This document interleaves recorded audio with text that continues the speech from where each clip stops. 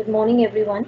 I hope every one of you are doing very well. In our last lecture, we were discussing about the concept of cost sheet, where we discussed a bit of the pattern or the format of cost sheet. Now, in the while we prepare the cost sheet, we have to give treatment to various kind of stocks we may have in form of raw material, in form of work in progress, and in the form of finished goods. जब हम final accounts बनाते हैं तो हम उसमें stock का सिर्फ एक ही वे या एक ही फॉर्म में हम स्टॉक को रिकॉर्ड करते हैं which is the stock of raw material we have in the beginning और at the end of the time period. जब हम कॉस्ट शीट प्रिपेयर कर रहे हैं तो कॉस्ट शीट में हमारे पास 3 तरीके के स्टॉक हो सकते हैं. इट्स नॉट मैंडेटरी कि जब आप कॉस्ट शीट बना रहे हो तो तीनों होंगे, बट इट इज़ पॉसिबल कि क्योंकि आपका प्रोसेस कोई भी मैन्युफैक्चरिंग का कंटिन्यूएशन में चलता रहता है, then you may have 3 forms और 3 टाइप्स ऑफ स्टॉक्स, जिसमें एक आपका रॉ मटेरियल का होगा, second one is work in progress. Work in progress, as you all must be knowing that work in progress is the form of raw material which is not the actual raw material and that is not the finish product. आपने raw material को use करना शुरू किया है और वो आपका final product नहीं बना है, तो वो प्रोसेस में है, तो उसका भी कोई ना कोई स्टॉक होगा. In case you have that stock, it is the stock of work in progress. और जब आपके पास फाइनल प्रोडक्ट आ गया है, till the time you are selling it in the market, you have the stock of finish product in your warehouse. You have to show that stock also in the cost sheet. So you will be having these 3 stocks. When we have the stock of raw material, अब आपको यहाँ पर जो ध्यान रखना है वो ये ध्यान रखना है while preparing the cost sheet, where you have to record these 3 types of stocks. When we talk of the stock of raw material, it has to be shown in the prime cost. We discussed in our last class that prime cost is basically consisting of the direct cost, all direct cost, जिसमें कि direct labor है, direct material है, and all the direct expenses we incur is the total sum total of these 3 is the prime cost, and the stock of raw material is the direct cost of material which has to be included in the prime cost. So stock of raw material की जब हम बात करते हैं तो it is basically we are talking of the raw material which has been consumed during the time period for which the cost sheet has been prepared. अगर मान लीजिए मैं कॉस्ट शीट मंथली बना रही हूँ तो पूरे महीने मैंने रॉ मटेरियल कितना कंज्यूम किया है, it has to be shown in the cost sheet. अगर 6 महीने का है तो 6 महीने कितना कंज्यूम किया है, तो whatever the time period is there under study for which we are preparing the cost sheet. So the stock of raw material consumed during that particular period has to be shown in the records. Now stock of raw material or the direct material consumed during the period will be opening stock of raw material plus purchases you have made during that time period minus closing stock. That will give you the cost of raw material which has been consumed during the year, which has to be taken care of in the preparation of cost sheet. ये आपका जाएगा prime cost में. The second part of the stock is the stock of work in progress. Work in progress अब आपके लिए semi finished product है. It's neither the raw material form nor it's in the final product. वो कहीं बीच में किसी process में अभी काम चल रहा है. स्टिल मैन्युफैक्चरिंग का उस पर प्रोसेस चल रहा है. मैन्युफैक्चरिंग कहाँ होती है? फैक्ट्री में. प्रोडक्शन कहाँ हो रहा है? फैक्ट्री में. इसका मतलब वो कहाँ जाएगा? That has to be taken care of while calculating the work cost, और you can say the factory cost. Factory cost, work cost या cost की जगह you can use the term overheads. So don't get confused if I just use the term work cost or factory overhead. This is one and the same thing. So instead of using the term cost, you can just use the term overheads. In case you go through some books, they may use the term factory cost, they may have used the term factory overheads. Don't get confused, it's one and the same thing. Now the stock of work in progress will be the current manufacturing cost plus opening work in progress minus closing work in progress. That will give you the total work cost. Basically the opening stock has to be added in the factory cost and the closing stock has to be deducted from that. And when we have the finished product stock, then it has to be adjusted after we have calculated the total cost of production. Total cost of production के बाद आप इसमें adjustments करेंगे, तो जो opening stock होगा finish goods का, वो हम कॉस्ट ऑफ प्रोडक्शन में ऐड कर देते हैं. क्लोजिंग स्टॉक हमारा सब्ट्रैक्ट कर देते हैं, जिससे हमारी cost of goods sold calculate होकर आ जाती है. This is how you just go for the adjustments और the treatments of different kind of stocks. Now sometimes we may have the scrap also. Scrap का मतलब है कि when you are using the raw material, labour उसको use करने के लिए जो फाइनल प्रोडक्ट है, हमें रॉ मटेरियल की हम कटिंग कर रहे हैं, ट्रिमिंग कर रहे हैं, उसकी काट छाट करके उसको यूज़ कर रहे हैं, तो व्हाट हैपेंस इज कि जो कटिंग हो गई है, that is basically the wastage. If it is of no use to the final product, then it becomes the scrap. Now the companies have the option that they can sell it in the market. Sometimes you may have the scrap value, which means that you can sell these scrap in the market and you can realize you can get some money out of it. That affects the overall cost of production, तो जो हमारी scrap की जो value होगी, if it is there in the question, if it is given, अगर आपकी organisation में manufacturing हो रही है, स्क्रैप है, उसको बेच के आप उसको उसे कोई सेल्स की वैल्यू आपको रियलाइज हो रही है, then it has to be deducted from the factory cost. Then some items are there which are not being included in the cost sheet. You just take care of those items, because you may get some items given in the question which are of financial nature, which are not supposed to be included in the cost sheet, and they are given in the paper just to confuse you. So you need to remember that some of the items which are of financial nature, they are not to be included in the preparation of cost sheet. For example, if we talk of the discount, discount में हमारे पास दो तरीके के discount होते हैं. One is the trade discount and the other one is the cash discount. If I talk of the trade discount, it has to be taken care of while preparation of cost sheet. But in case the cash discount is there, then you are not supposed to incorporate that in your cost sheet. Interest paid है, preliminary expenses written off है, goodwill written off है, provision for taxes है, provision for bad debts है, donations है, transfer to reserves है, income tax paid, dividend paid. All these kind of items which are of financial nature, they are not supposed to be taken care of in the preparation of cost sheet. Now the performer of the cost sheet is that the cost sheet of the product or department or division, जो भी आपको दिया होगा आप वो लिखोगे for the period ending on, and you have to take care of the number of output or the number of units you are manufacturing for that particular time period, कि आप कितने unit of output के लिए cost sheet को बना रहे हैं. Cost sheet के format में you'll be having in total 3 columns. One is particular, then the total is, then next column is the total cost, जहाँ total अगर मान लीजिए मैं 10,000 units के लिए बना रही हूँ, तो total जो होगा that will give you the total cost for 10,000 units, and then the third column will be per unit cost. तो आप जो total cost आएगी उसको अगर मैं 10,000 से divide कर दूँ, then you'll be having the cost per unit you'll be incurring for the manufacturing of your goods or rendering of services. Now the first entry, जो इसका बेसिक फॉर्मेट है, बेसिक फॉर्मेट की अगर मैं बात करूँ, सिंप्लीफाइड वर्जन, तो सबसे पहले आपको डायरेक्ट कॉस्ट लेनी है सारी, which includes direct material, direct labor and direct expenses.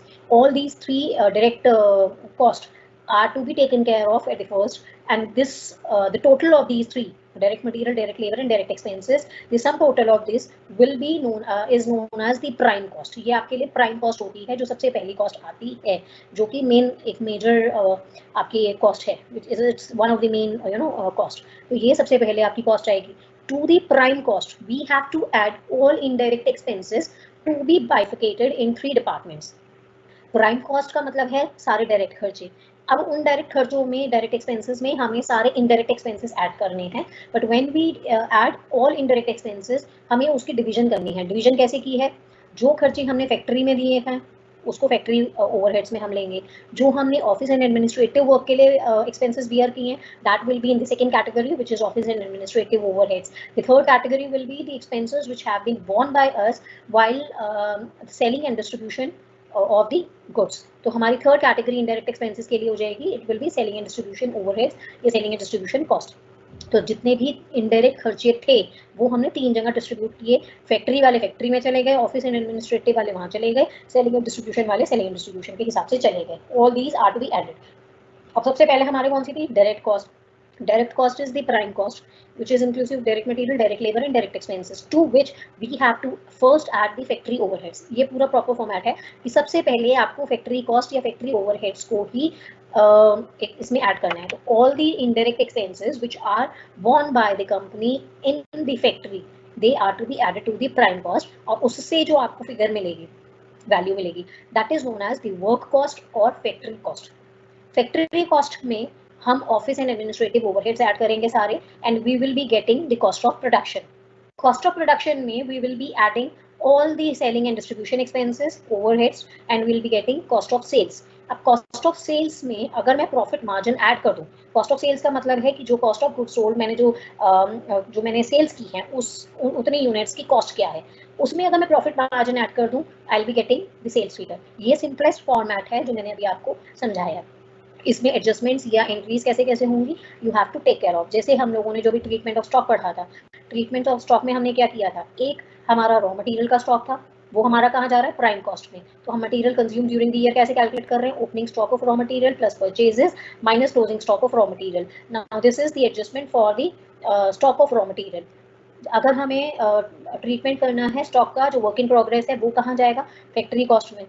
तो once you are calculating the factory cost, जब फैक्ट्री ओवरहेड्स ऐड करेंगे तो वहाँ पर in case we have the opening stock of work in progress that has to be added and closing stock of work in progress will be deducted and we will be getting the final factory cost.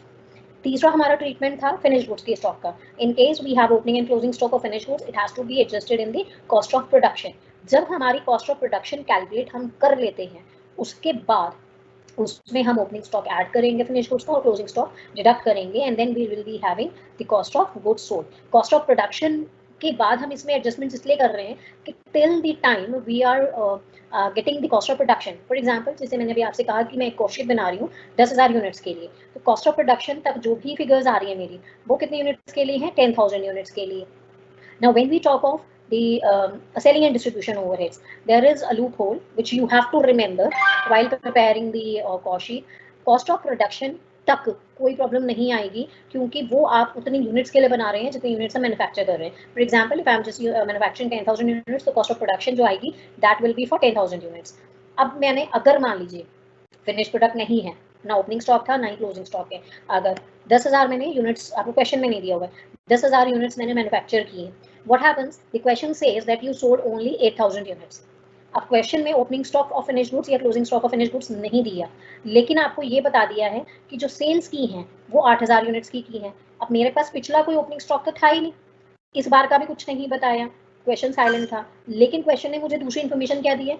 10,000 units मैंने बनाए जिसके लिए मैंने cost of production calculate की, और उसके बाद 2,000 units मेरे पास बची होंगी। क्यों? क्योंकि जो सेल्स हुई है वो सिर्फ 8,000 के लिए हुई है। तो by default what happens is closing stock of finish goods automatically आ गया 2,000 यूनिट्स का, उसकी एडजस्टमेंट हो जाएगी, डिडक्ट हो जाएगा। तो what I am doing is कि जो कॉस्ट ऑफ प्रोडक्शन थी, अगर मैं टोटल में देख रही हूँ, the total cost of production was for 10,000 units, to which I am making adjustment of 2,000 stock which is there with me which has not been yet sold out। Closing stock of finish product था, इसका मतलब मैंने बेची कितनी? सिर्फ 8,000 units. तो cost of goods sold मैंने calculate किया after making the opening and closing stock of finish goods, adjustment इनकी करके मैंने ये कैलकुलेट किया कि जितने यूनिट्स मैंने बेचे हैं उनकी कॉस्ट कितनी है। रीजन कि जब हम लास्ट में ओवरहेड्स ऐड करते हैं, selling and distribution overheads, always you have to remember that selling and distribution overheads are always taken care of only for the units you have sold। अगर मुझे per unit selling and distribution expenses दिए हुए हैं तो मुझे उनको total calculate करने के लिए ये चीज़ देखनी पड़ेगी कि मैंने कितने यूनिट्स बेची हैं, irrespective of the number of output which has been manufactured by me. मैंने 10,000 यूनिट्स बनाए, अब क्वेश्चन ये कहते हैं कि selling and distribution overheads total में 1 रुपया पर यूनिट पे है, तो मुझे क्या करना है? 10,000 यूनिट्स मैंने बनाए हैं, बेचे कितने थे? 8,000। तो सेलिंग एंड डिस्ट्रीब्यूशन ओवरहेड्स जब मैं कैलकुलेट करूंगी तो it should be 1 rupee into number of units sold, it is not to be multiplied by number of units manufactured. तो 1 रुपये को 8,000 यूनिट्स से करके मल्टीप्लाई जो मैंने बेची है उसके हिसाब से सेलिंग एंड डिस्ट्रीब्यूशन ओवरहेड्स आते हैं। तो इसलिए हम कॉस्ट ऑफ गुड्स सोल्ड को कैलकुलेट करते हैं, to which we add the selling and distribution overheads and we get the cost of sales. तो यहाँ आपका डिफरेंस आ जाता है, till the cost of production या calculating the total cost of manufacturing the product, total number of output हम कितना कर रहे हैं और उसमें हम एडजस्टमेंट्स कर देते हैं प्लस माइनस जो भी आपको इन्फॉर्मेशन दी हुई है कि कितना फिनिश गुड्स का ओपनिंग या क्लोजिंग स्टॉक है, and we calculate the cost of goods sold according to the number of units which have been sold by the organization and work accordingly।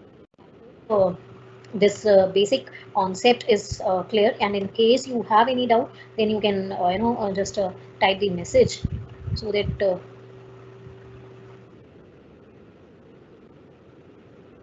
is there any theory in exam? Okay, Sheetal, you have asked me to share the WhatsApp link along with you have another question that there is there any theory in exam? Theory will be there, like you have your final accounts का जो आपका paper होता था उसमें आपकी 25% के हिसाब से आपकी theory भी होती है, तो in cost accounting you will be having theory also along with the practical questions। One more question। Okay, now let's continue then। Okay, you have asked for the rectification cost। I just skipped this one ताकि जब question होगा उसके हिसाब से समझा दूँगी कि I'll just finish this topic।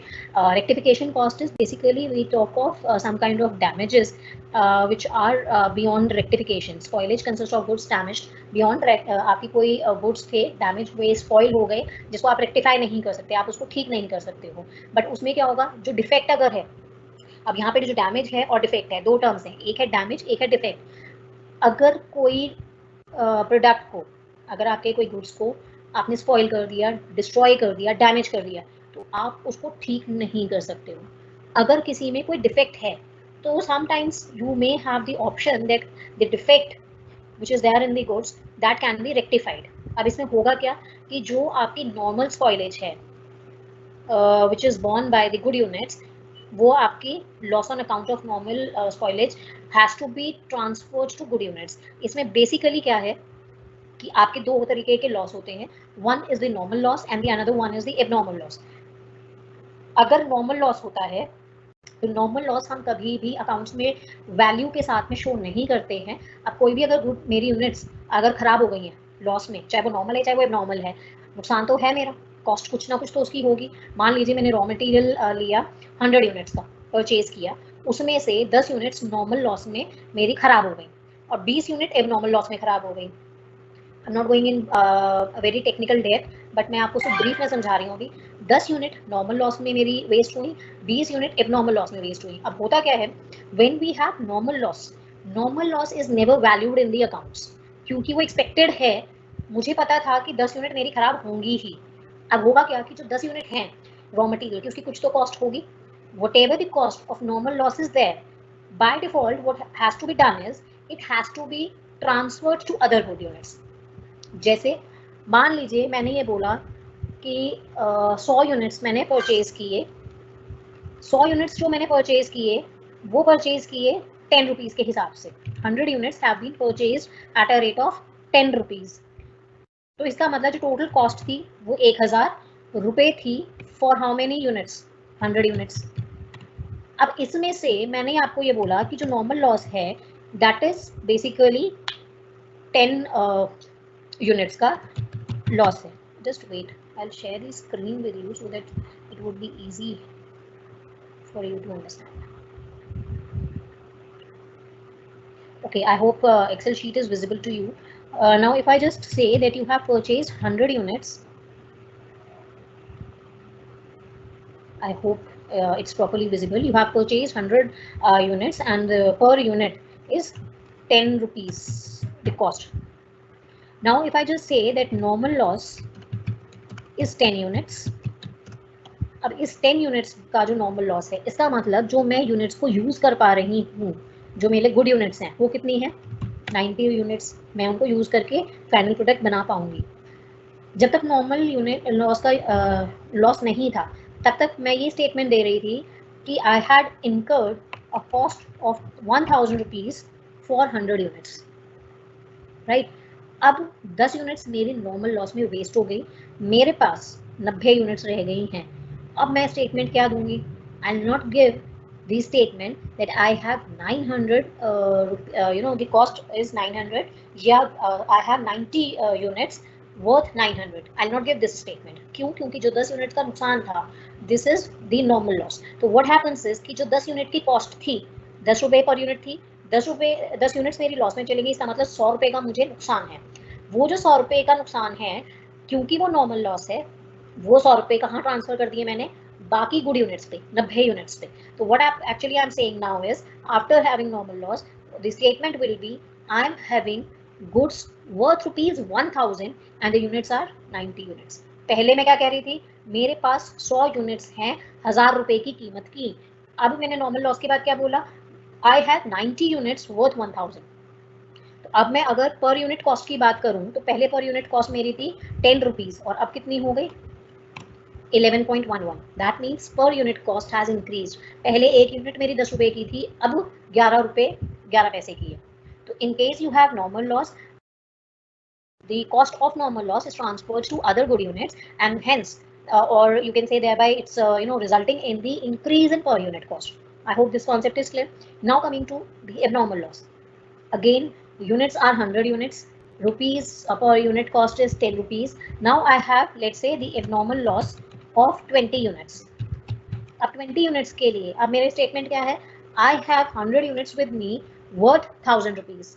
20 unit का मेरा नुकसान हो गया तो मेरे पास बची 80 यूनिट्स। अब 80 यूनिट्स के लिए जो कॉस्ट होगी, what will be the cost 800। ₹10 के हिसाब से ही रहेगी। पर यूनिट कॉस्ट एबनॉर्मल लॉस के केस में चेंज नहीं होगी and you will be having same पर unit cost at a rate of 10। तो मेरे पास 80 यूनिट्स बची हैं, ₹10 के हिसाब से ₹800 का स्टॉक मेरे पास है। Now my statement will be I have 80 units worth 800। अब वो बाकी जो 20 यूनिट मेरी गई ₹10 के हिसाब से, ₹200 के हिसाब से, that is the loss I have incurred. अब एबनॉर्मल लॉस के केस में होता क्या है, एबनॉर्मल लॉस और normal loss is the expected loss and when we talk of abnormal loss it is unexpected loss. तो हमारा जो अनएक्सपेक्टेड लॉस होता है उसी के लिए हम इंश्योरेंस कराते हैं। इन केस आपने इंश्योरेंस करा रखा है, आप क्लेम करोगे, आपको कुछ पैसा मिल जाएगा, तो वो आपका अलग तरीके का ट्रीटमेंट होता है। तो नॉर्मल लॉस के केस में जो कॉस्ट होती है लॉस की, that is to be transferred to other good units, but in case you have abnormal loss, it is not to be transferred to other units. It is the loss in case you have got the insurance. If you receive the claim, अगर मान लीजिए 20 unit मेरी normal loss में गई, ₹10 के हिसाब से ₹200 का नुकसान है मुझे, मैंने उसकी इंश्योरेंस कराई थी, इंश्योरेंस से मुझे ₹150 मिले बस। तो मेरा एक्चुअली नुकसान कितना हुआ, 200 का था, जिसमें से ₹150 मुझे इंश्योरेंस क्लेम के मिल गए हैं, रिसीव कर लिया मैंने कैश, तो बाकी मेरा सिर्फ ₹50 के हिसाब से नुकसान हुआ है। तो it has not to be transferred to other good units. This is how you just value the normal or abnormal loss. Okay, let's continue with the PDF. Okay, now this is what the rectification cost is. In case you have normal loss, the adjustment is not to be done in the cost sheet. तो अगर आपको question में somehow if you get any adjustment for normal loss or abnormal loss, तो अगर normal loss है तो उसकी कहीं कोई adjustment आपको नहीं करनी है, क्योंकि वो अपने आप बाकी आपके यूनिट्स पे चली जाएंगी, आपको सिर्फ स्टॉक कम करके दिखाना है। लेकिन अगर आपको जो rectification of cost of normal defectives is added to the factory cost, factory में होगा, और आपका अगर एबनॉर्मल लॉस है तो abnormal loss will be directly charge to profit and loss account. It is not to be taken care of in the cost sheet. Now coming to the question, okay, the cost information relating to a particular company and its product which is being manufactured by the company is given to you, and you have to prepare the cost sheet per unit cost and profit. The raw material, okay, last में table के बाद में आपको लिख के दिया हुआ है क्वेश्चन में इंफॉर्मेशन में, the company produce 10,000 units during the period. That means जब हम कॉस्ट शीट बनाएंगे तो it will B for 10,000 units. Now the first entry is the raw material. Raw material, अब आपको इस तरह की जब एंट्रीज दी हुई होंगी तो आपको सिर्फ ये चीज़ ध्यान रखनी है कि आपके जितने भी क्लासिफिकेशंस हैं, पहला क्लासिफिकेशन डायरेक्ट कॉस्ट का है, indirect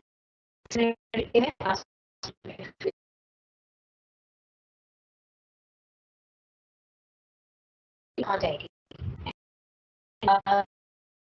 This is my personal advice that whenever you attempt the question, prepare the performer first. Question करते चले जाओ।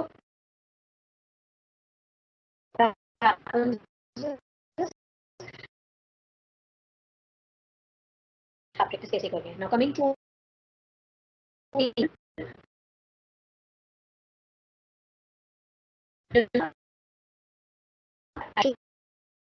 1 by 1 आपने यहाँ पे solution में आप as you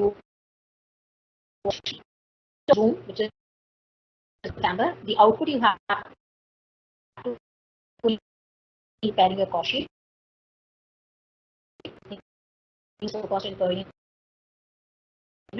दिया हुआ था, and the question जैसे जैसे अभी आपके पास आता रहेगा will record the entries. Then you have direct wages 1,80,000 rupees. Direct wages, direct लिखा हुआ है, अगर नहीं लिखा होगा wages भी लिखा होगा, then you have to assume that they are direct wages until unless question specifies or gives some particular information regarding कि ये wages indirect है, otherwise it has to be assumed कि वो direct है, whether the term direct is there or not. So direct wages is the part of prime cost, it will be added. यहाँ पे आपको direct wages की entry दिखाई हुई है 1,80,000 rupees की in the prime cost.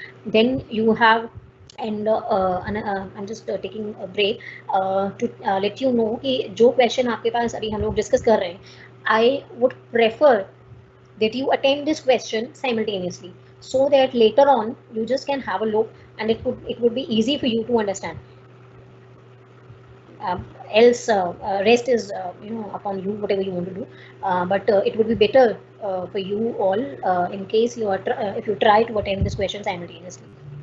Now you have depreciation for plant and machinery and for office furniture. Plant and machinery का 10,000 था, ऑफिस फर्नीचर का 800 रुपये। अब यहाँ पर इसका अब आपको ये देखना है कि कहाँ जाएगा। प्लांट एंड मशीनरी का डेप्रिसिएशन कहाँ जाना चाहिए? प्लांट आपका कहाँ यूज होता है? फैक्ट्री में। तो depreciation on plant and machinery will it has to be shown in the factory overheads, and the depreciation on office furniture will be used in the office and administrative work. तो वो कहाँ जाना चाहिए? Office and administrative overheads में। तो आप just show, देखिए prime cost के बाद here you have the factory overheads. Factory overheads में डेप्रिसिएशन प्लांट एंड मशीनरी का 10,000 शो किया हुआ है, एंड लास्ट में फैक्ट्री ओवरहेड्स जब हमने ऐड की हैं, factory and administrative overheads, under this heading they have shown depreciation of office furniture 800. This is how you have to record all these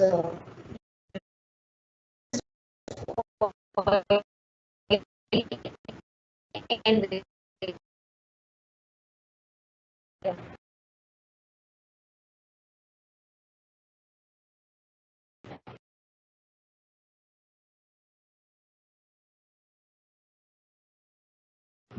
ये अगर हम जनरल बात करें तो लाइटिंग इज बेसिक एक्चुअली में भी यूज हो रही है, इन केस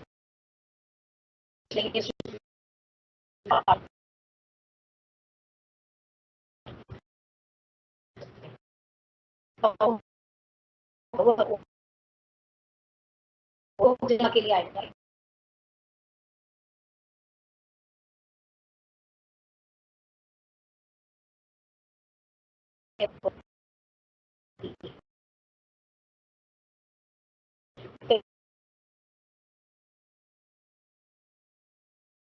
साइलेंट है,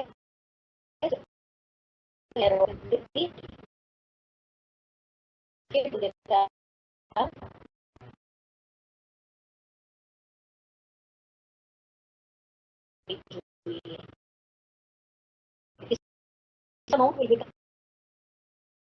will be transferred into the office.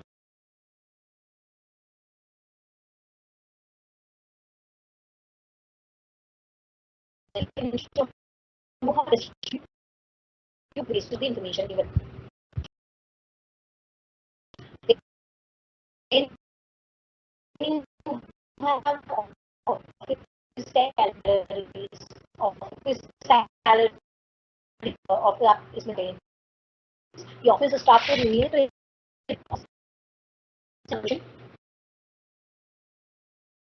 Digit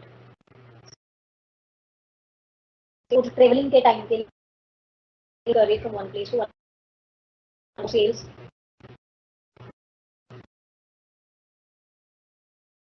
borne at the time of selling and distribution expenses. The traveler's commission will be the part of the selling and distribution expenses. Then you have bad debts. Bad debts आपके लिए actual loss है जो आपने sales किए होंगे लेकिन वो आपको पैसा नहीं मिला है, तो they are chargeable to the selling and distribution expenses. Then you have rent. Rent में आपको तीन अपने आप ही बाइफिकेट करके दिए हुए। फैक्ट्री के लिए 6200, तो this will go in the factory overheads. Office and administrative के लिए 1000, वो वहाँ चला जाएगा। वेयर हाउस में सेलिंग एंड डिस्ट्रीब्यूशन के लिए आपके पास फाइनल प्रोडक्ट गोडाउन में वेयर हाउस में रखा है जो आप बेचोगे, तो it will be in the selling and distribution overheads 1500. This is how it is in this particular question, it is already bifurcated. अगर आपको टोटल दिया हुआ होता और परसेंटेज या कोई प्रोपोर्शन दिया होता तो उसके हिसाब से हम उसको बाइफिकेट करके सेग्रीगेट करके प्रॉपर्ली उसको एलोकेट कर देते। Then you have gas and water for factory and office separately. It's given. It will be there in the factory overheads 1500 and office overhead 600. The next entry is discount allowed. Discount allowed is the discount which is given to the customers at the time of sales. तो यहाँ पर अगर हम cash discount और trade discount की अगर हम बात करते हैं तो you need not to take care of the cash discount.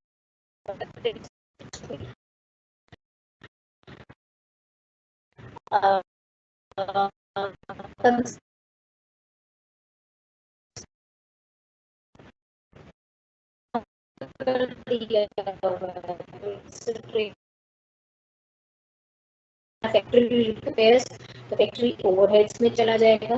Directors की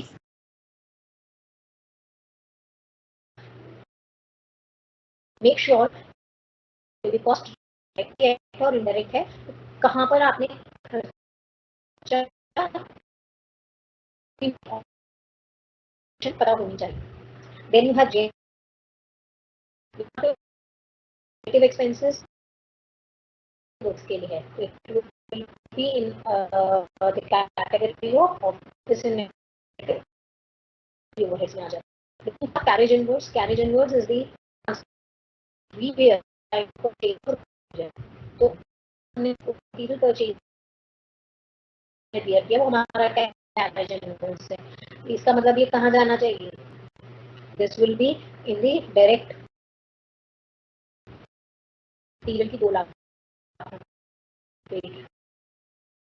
तो carriage inverse 1200 rupees prime cost में हम इसको ऐड करके दिखा रहे हैं. Unproductive wages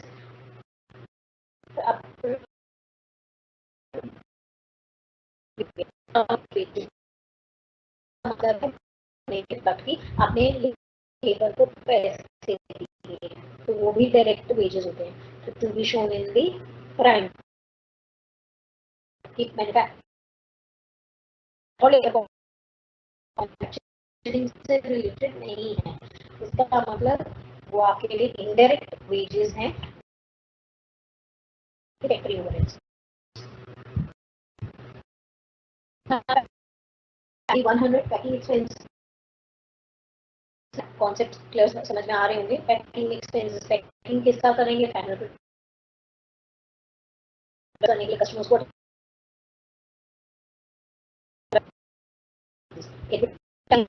to promote this distribution expenses का हिस्सा होते हैं. Stationery factory overheads and accordingly मैंने यही होगा, क्योंकि नहीं होगा तो आप इसको फैक्ट्री ओवरहेड्स में आप शो कर देंगे तो मैनेजर सैलरी विल. अब यहाँ पर अगर ट्रेड एक्सपेंसेस हैं, चार्जेबल एक्सपेंसेस हैं, they will be the part of direct expenses. तो ये आपके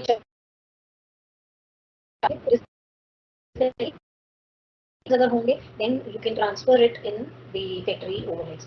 Then the last entry is the carriage outward. Carriage outward is the transportation expenses which we bear at the time of sales of the product. हम product को बेच रहे हैं customers को और उस टाइम पे उनको फैसिलिटीज दे रहे हैं कि ठीक है आप गुड्स परचेज कर लो, आपके घर तक हम पहुंचा देंगे. तो वो जो ट्रांसपोर्टेशन का जो खर्चा है वो हम बेयर कर रहे हैं. That is basically carriage outward. तो वो हमने सेल्स को इनहांस करने के लिए सेल्स के टाइम पे किए हैं, तो they are the part of selling and distribution expenses.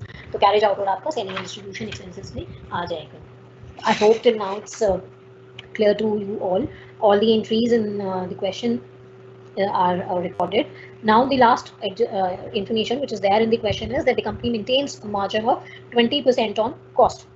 तो हमें प्रॉफिट कैलकुलेट करना है, टोटल कॉस्ट कैलकुलेट करनी है, पर यूनिट कॉस्ट कैलकुलेट करनी है. Now what we have done is we have prepared the total cost sheet. अब यहाँ पर मैंने आपको एक एक एंट्री बता दी है. अगर आपने अटेम्प्ट किया है then you can easily understand this. Raw material, direct wages, carriage inward, chargeable expenses, ये हमारे सारे के सारे प्राइम कॉस्ट का हिस्सा थे. दैट मीन्स अगर मैं इसको जनरलाइज कर दूँ टर्म्स को, तो direct material, direct labour, direct expenses, the sum total of all these three will give you the prime cost. Now in our question the prime cost comes out to be 3,85,000 for 10,000 units total में. अब मैं इस 3,85,000 rupees को 10,000 से divide कर दूँ तो 38 rupees 50 पैसा इज द पर यूनिट कॉस्ट. एक यूनिट को बनाने के लिए जो डायरेक्ट कॉस्ट थी मेरी, प्राइम कॉस्ट जो थी वो 38 रुपये 50 पैसे है. To which will be adding the factory overheads first. Factory overheads में you all can see depreciation on plant and machinery, oil and wastage, power, lighting, factory rent, then factory के जो gas and water की entry थी, repairs थे factory के, unproductive wages थे, stationery works की थी फैक्ट्री के लिए थे, वो सब हमने ऐड किए. And we have the factory cost और work cost which comes out to be 4,31,400 for total 10,000 units and per unit cost is 43 rupees 14 पैसा. इसमें हमने ऐड किए एडमिनिस्ट्रेटिव ओवरहेड्स और हमारे पास कॉस्ट ऑफ प्रोडक्शन कैलकुलेट करके आई 4,91,600 पर यूनिट इज 49 रुपीज़ 16 पैसा. इसमें हमने selling and distribution overheads add किए सारे के सारे, तो हमारी कॉस्ट ऑफ सेल्स कैलकुलेट करके आती है 5,11,500 and per unit cost is 51 rupees 15 पैसा। यहाँ तक आई होप किसी को कोई डाउट नहीं है। अब यहाँ पर जब आप क्वेश्चंस करेंगे आगे, तो there may be a difference in cost of production and cost of sales. Difference कैसे कि कॉस्ट ऑफ प्रोडक्शन, अब इस क्वेश्चन में हमने क्या किया है कि 10,000 यूनिट्स बनाए, और क्वेश्चन क्योंकि साइलेंट है, हमारे पास ना ही कोई पिछला स्टॉक बचा हुआ था फिनिश गुड्स का, ना इस बार कोई बचा है, और यूनिट ऑफ सेल्स हमने कुछ दी, हमें कितनी हमने यूनिट्स बेची हैं वो कुछ नहीं दिया था। इसका मतलब हम मानकर चल रहे हैं कि हमने 10,000 यूनिट्स बनाए और 10,000 यूनिट्स हमने बेच दी, तो कहीं एडजस्टमेंट फिनिश स्टॉक की इसमें नहीं है, ना ही वर्किंग प्रोग्रेस की है।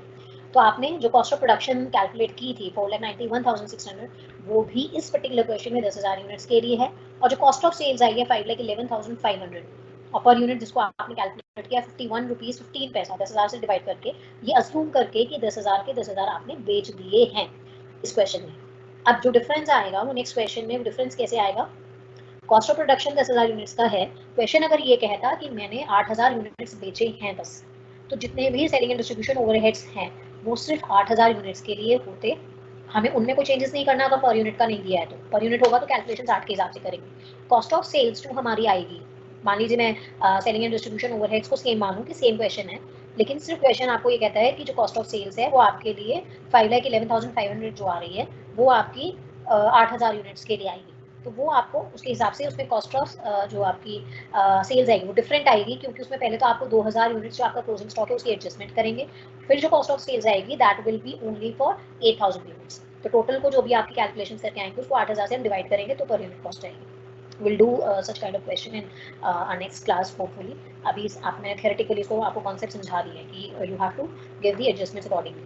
now in this particular question cost of sales is 5,11,500 and per unit क्योंकि हमारा सेम है यूनिट्स तो 51 रुपीज़ 15 पैसा है। क्वेश्चन आपको ये दे रहा था इन्फॉर्मेशन कि जो प्रॉफिट है, प्रॉफिट मेरा 20% है कॉस्ट पर, तो कॉस्ट मेरी कितनी थी सेल्स की 5,11,500, इसका 20% मेरा प्रॉफिट मार्जिन था जो मैंने कमाया है, that comes out to be 1,02,300 approximately and the total sales figure comes out to be 6,13,800। I hope this is clear. Sometimes profit की जो फिगर आपको दी हुई होगी, अब यहाँ पे आपको डायरेक्ट दिया हुआ था 20% ऑफ कॉस्ट दी हुई थी, कॉस्ट आपने कैलकुलेट करी थी तो 20% उसका कैलकुलेट कर लिया। हो सकता था कि वो कहते हैं कि प्रॉफिट जो है वो 20% सेल्स का है, तो आपको अज्यूम करना पड़ता है कि सेल्स एक्स है, एक्स का 20% प्रॉफिट है और कॉस्ट ऑफ सेल्स आपने कैलकुलेट की है, तो उस इक्वेशन को सॉल्व करते हैं, पहले सेल्स आती है और फिर प्रॉफिट आता है। This is how you just go for the calculations. I hope this question is clear and in case you have any doubt you can ask, otherwise we can continue with our second question।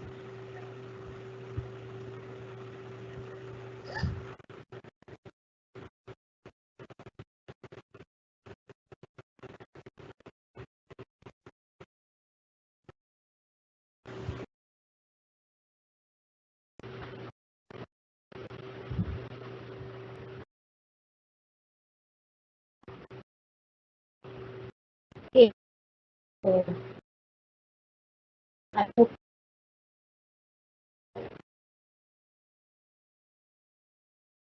चाहिए but you are saying कि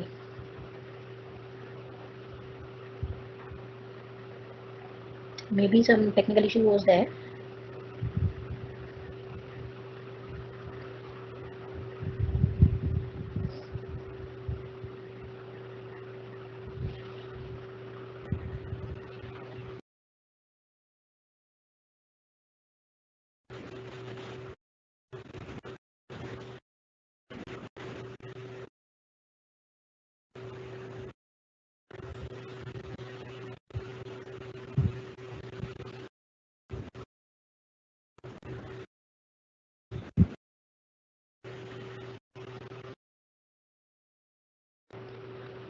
Okay, I don't know you have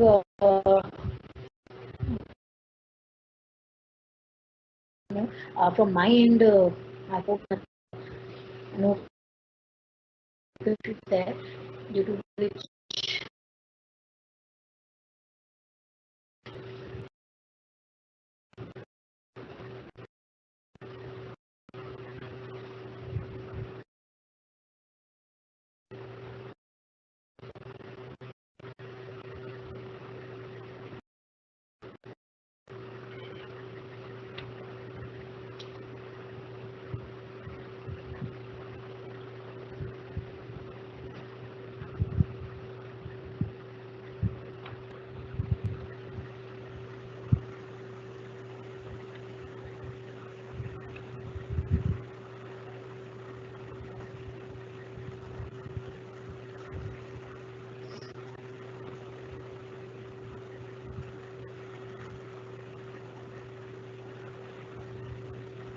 okay Sheetal, you have asked me कि expenses अगर बिना बाइफिकेशन के दिए हुए हैं तो हम in that case department wise कैसे उनको आइडेंटिफाई करेंगे. Okay, the point is in case you have some expenditure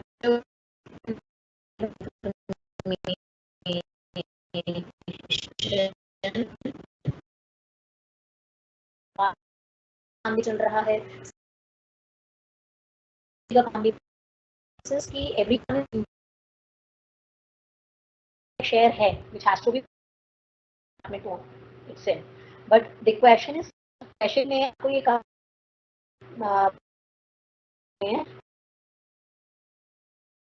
for that month. अब उस 40,000 यूज की है बिजली, डिपार्टमेंट ने भी यूज की है, फैक्ट्री वालों ने भी यूज की है. तो इन case you have no information to allocate it properly to different departments, then what you can do is you have it into free overhead. अब अगर वहां पे कहा है कि 60% of the electricity has been consumed for factory purposes, 20% for this, तब मैं क्या करूंगी कि जो टोटल मुझे अमाउंट दिया हुआ होगा उसका 60% मैं ऑफिस फैक्ट्री में दिखा दूंगी, 20% सेल्स में और 20% ऑफिस में. इस तरह से मैं बाइफिकेट करूंगी. लेकिन अगर कोई इन्फॉर्मेशन नहीं दी हुई होगी तो आप उसको अपने आप से कोई भी बेस बना के कोई अजम्पशंस के बेसिस पे बाइफिकेट नहीं करेंगे. आप उसको फिर टोटल का टोटल फैक्ट्री ओवरहेड्स में या डिपेंडिंग ऑन द सिचुएशन कि वो कहाँ पर है तो आप उसके हिसाब से उसको टोटल दिखा देंगे. This is how you have to do. Do you have you no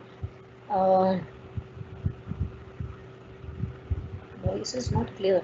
I don't know, मेरे यहाँ नेटवर्क इशू तो नहीं है.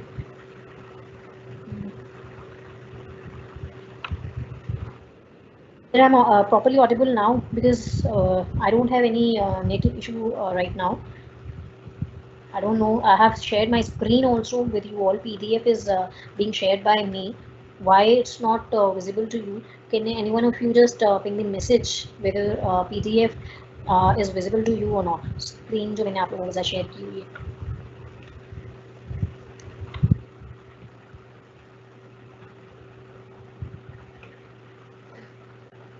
Just confirm me once that the PDF which I have shared on my screen is visible so that we can continue with our next question.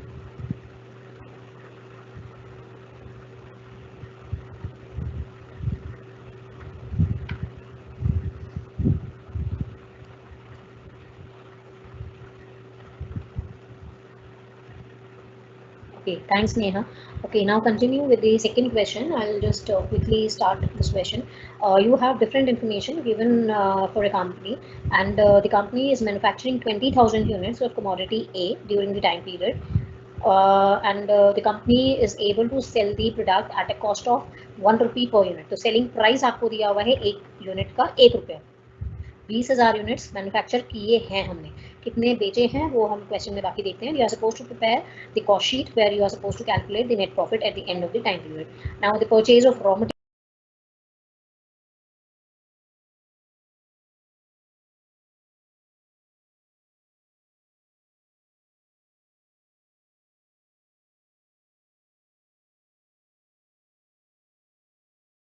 Given to you.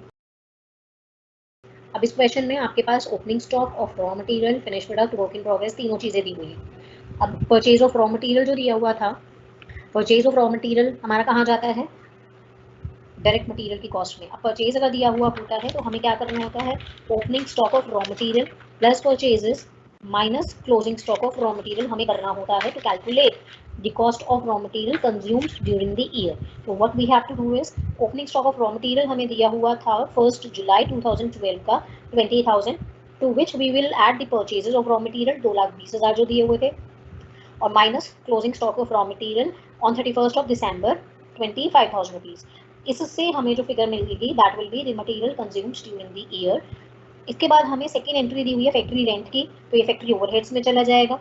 Carriage inwards दिए हैं 1800 के, तो carriage inwards is the amount of expense for transportation at the time of purchase of raw material. तो जो हमने opening stock plus purchases minus closing stock किया है, हम उसमें ऐड करके उसको दिखा सकते हैं, प्लस कैरेज इनवर्ड्स, या हम उसको अलग से उसके साथ में ही दिखा सकते हैं। तो it's totally up to you कि आप उसको कैसे दिखा रहे हैं। I just show you the solution for this part.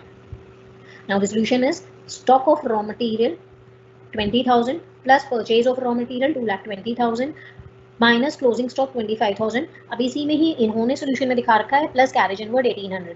तो आपने raw material consumes during the time period calculate किया है 2,16,800। अगर आप इसको 1800 यहाँ नहीं दिखाना चाहते तो आप रॉ मटेरियल के साथ में अलग से कैरेज इनवर्ड्स दिखा सकते हैं। That will also be the correct solution. ज़रूरी नहीं है आपको इसमें ही ऐड करके दिखाना है। आई होप ये आपको क्लियर है। Then you have other factory overheads. Other factory overheads will be charged under factory overheads 20,000. Direct wages आपको दिए हुए हैं तो वो प्राइम कॉस्ट में ऐड हो जाएंगे। एडमिनिस्ट्रेटिव ओवरहेड्स दिए हैं 24,000, वो एडमिनिस्ट्रेटिव एंड ऑफिस ओवरहेड्स में चले जाएंगे। Then you have work in progress का जो आपके पास उसका ओपनिंग स्टॉक और क्लोजिंग स्टॉक दिया हुआ था। ओपनिंग स्टॉक दिया हुआ था 6,000 का और क्लोजिंग स्टॉक दिया हुआ था 12,000 का। तो ये जो वर्क इन प्रोग्रेस होता है वो कहाँ होता है? फैक्ट्री ओवरहेड्स में। तो फैक्ट्री ओवरहेड्स में हम क्या करेंगे? फैक्ट्री कॉस्ट जब कैलकुलेट करेंगे उसमें हम इसको प्लस ओपनिंग स्टॉक कर देंगे वर्क इन प्रोग्रेस का, less closing stock of work in progress while calculating the factory cost. वहाँ पे हम इसके एडजस्टमेंट्स कर देंगे। इसी तरह जो हमारा फिनिश प्रोडक्ट है, फिनिश प्रोडक्ट का जो ओपनिंग स्टॉक दिया हुआ था 1,000 यूनिट्स हैं जिसकी कॉस्ट थी 15,000 और फिनिश प्रोडक्ट है क्लोजिंग में closing stock of finish product 2,000 units 32,000 के। ये हमारा पूरा क्वेश्चन दिया हुआ है। Now coming to the solution, what actually the solution is raw material consumes during the year हमने कैलकुलेट किया था, to which we added direct wages. Direct expenses कुछ थे नहीं इसमें क्वेश्चन में बाई चांस, तो हमने प्राइम कॉस्ट कैलकुलेट की 3,16,800 की। And remember that 20,000 units are being manufactured by the company. तो 3,16,800 को मैं 20,000 से डिवाइड कर दूंगी तो I will be getting per unit cost which comes out to be 15 rupees 84 paisa approximately. इसमें हमने फैक्ट्री ओवरहेड्स ऐड किए थे जिसमें फैक्ट्री रेंट दिया हुआ था, हमें फैक्ट्री ओवरहेड्स दिए हुए थे और opening stock of work in progress और closing stock of work in progress 6,000 हमने ऐड किए थे, 12,000 हमने माइनस किए थे and we got the factory cost 3,38,800 and per unit factory cost is 16 rupees 94 paisa. To which we added administrative and office overheads 24,000 जो आपको दिए हुए थे and we have the cost of production 3,62,800 and per unit is 18 rupees 14 पैसा। अब cost of production तक आपको क्या करना था? It has to be divided by 20,000 units जो हम मैन्युफैक्चर कर रहे थे। अब यहाँ आपका सोल्यूशन डिफर करेगा पिछले क्वेश्चन से। आपकी एडजस्टमेंट्स क्यों की हैं इसमें? कॉस्ट ऑफ प्रोडक्शन में हम लोगों को एडजस्टमेंट्स करनी होती हैं फिनिश स्टॉक की। तो opening stock of finish goods हमें ऐड करना होता है, closing stock of finish goods minus करना होता है, क्योंकि वो हमारे पास जो क्लोजिंग स्टॉक फिनिश गुड्स का है वो हमारे लिए सेल्स के लिए रेडी होता है। तो वी आर मेकिंग एडजस्टमेंट। अब यहाँ पे जो कॉस्ट ऑफ प्रोडक्शन आई थी 3,62,800 की, दैट वाज फॉर 20,000 यूनिट्स जो मैंने इस साल या इन 6 महीनों में या इस पूरे 1 महीने में जो भी टाइम पीरियड है उसमें मैंने 20,000 यूनिट्स बनाए हैं, उनकी कॉस्ट मैंने ये बियर की है। मेरे पास पिछला स्टॉक रखा है जिसमें मेरे पास 1,000 यूनिट्स पिछले महीने की या पिछले साल की जो भी टाइम पीरियड था उसकी 1,000 यूनिट्स अभी बची हुई थी। तो मेरे पास 20,000 यूनिट्स तो इस बार की हैं जो मैंने मैन्युफैक्चर की, 1,000 यूनिट्स मेरे पास पिछले साल की थी जो मेरे पास अभी अनसोल्ड बची हुई है। तो टोटल जो कॉस्ट है मेरे पास स्टॉक का जो मैं बेच सकती हूँ वो कितना हो जाएगा?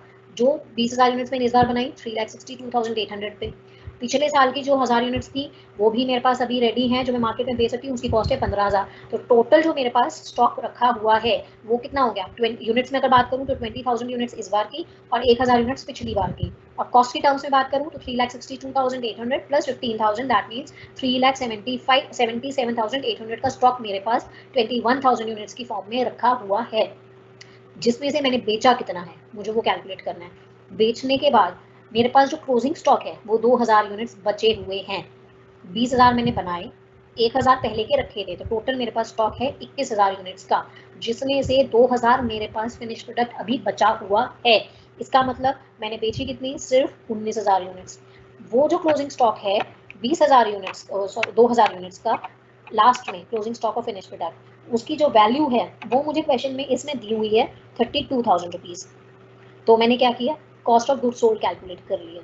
कॉस्ट ऑफ गुड्स सोल्ड का मतलब है कि जो यूनिट्स 19,000 मैंने बेची हैं उसकी कॉस्ट कितनी है। क्यों? क्योंकि जब मैं प्रॉफिट अर्न करूंगी या मैं selling and distribution expenses bear करूंगी तो वो सिर्फ उतनी ही यूनिट्स के लिए लगते हैं, उतनी यूनिट्स के लिए कैलकुलेट किए जाते हैं या उस पर अपोर्शन होते हैं जितनी यूनिट्स हमने बेची हैं। तो मैंने बेची कितनी है? सिर्फ 19,000 यूनिट्स। 19,000 यूनिट्स के लिए जो कॉस्ट मैंने बियर की है वो कितनी है? 3,45,800 units. This 3,45,800 unit is the cost of goods sold for 19,000 units. तो पर यूनिट कितने आएगी? 3,45,800 divided by 19,000, that will give you 18.2 paisa, 20 paisa basically. It's not 2, it's 18 rupees 20 paisa. This is the total cost, 3,45,800 for 19,000 units which have been sold, to which we will be adding selling and distribution overheads. Selling and distribution overheads, अब यहाँ पर मुझे question में कितने दिए हुए थे? 1 रुपए के हिसाब से पर यूनिट दिया हुआ था। टोटल दिया होता तो मैं टोटल दिखा देती। अब यहाँ पे पर यूनिट दिया हुआ है तो पर यूनिट किस हिसाब से? 1 रुपए पर यूनिट। तो it has to be taken care of how many units we have sold, and we have sold only 19,000 units. तो सेलिंग एंड डिस्ट्रीब्यूशन ओवरहेड्स भी सिर्फ 19,000 यूनिट्स पर ही लगेंगे।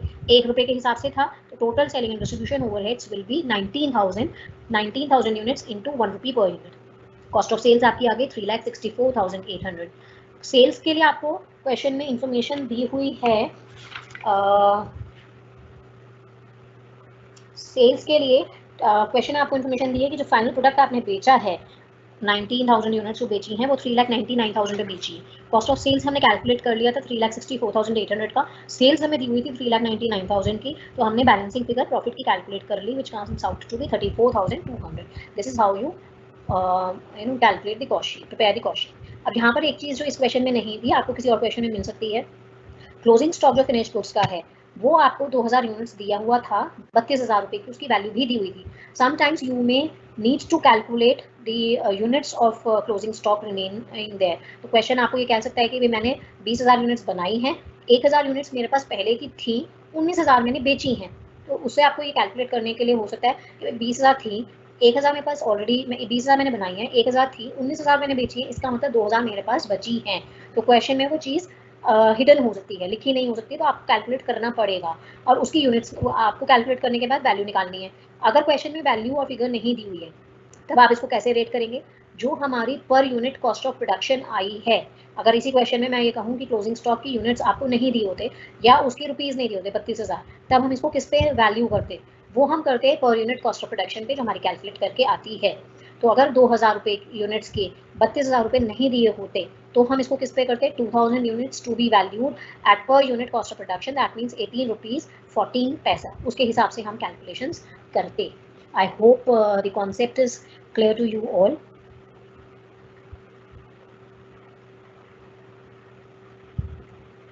अभी अगर इसमें कहीं कोई प्रॉब्लम है तो आप मुझसे पूछ लीजिए।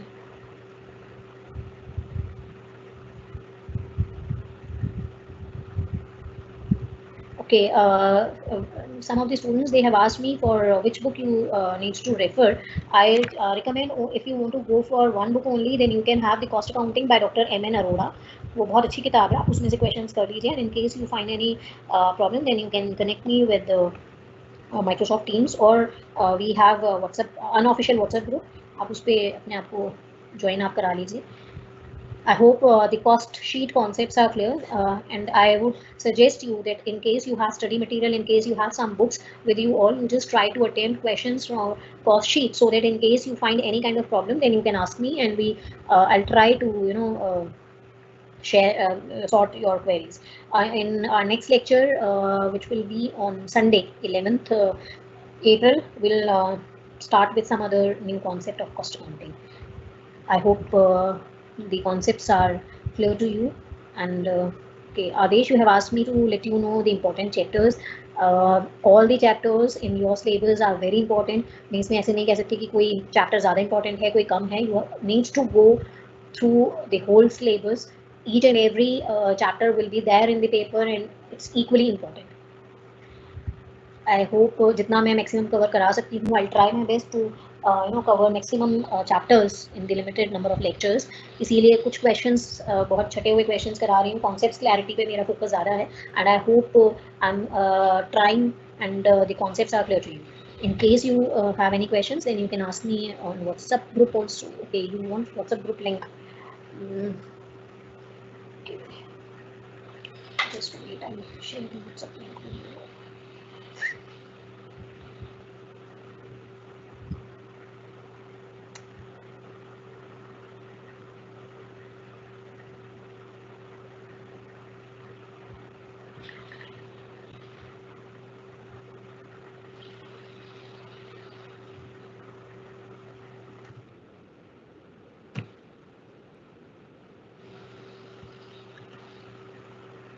I'll share the WhatsApp link with you all so that connect with that.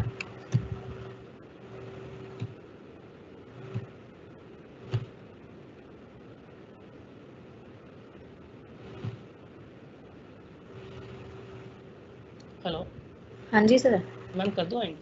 मैं सिर्फ एक व्हाट्सएप लिंक शेयर कर रही हूँ, आप हाँ लाइव इवेंट बंद कर सकते हैं।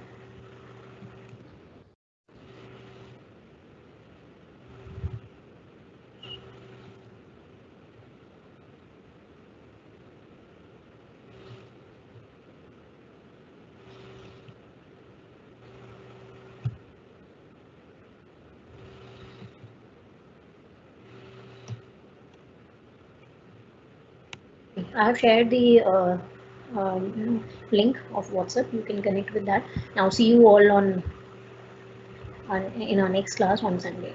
Till then, take care. Bye bye.